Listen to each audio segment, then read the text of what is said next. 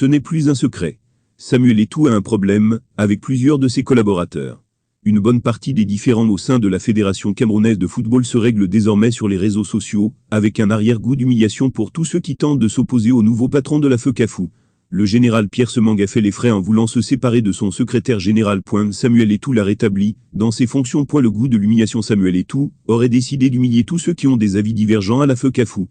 Selon plusieurs spécialistes, le président de la fédération pouvait éviter une bonne partie des conflits qu'il a avec ses collaborateurs s'il prenait le temps de discuter avec ces derniers.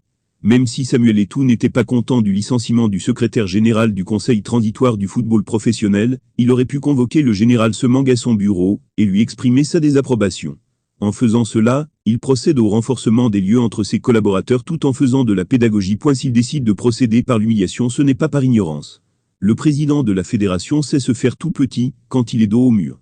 Ces négociations de couloir, qu'il refuse de faire aujourd'hui, il les avait pourtant faites pour coopter Pierre Semang et une bonne partie des membres de l'Assemblée générale de 2009, qui sont désormais acquis à sa cause. L'ancien capitaine des Lions indomptables était prêt à se mettre à genoux pour avoir ces personnalités à ses côtés. Samuel Eto'o pense à tort qu'on ne négocie pas, qu'on a raison.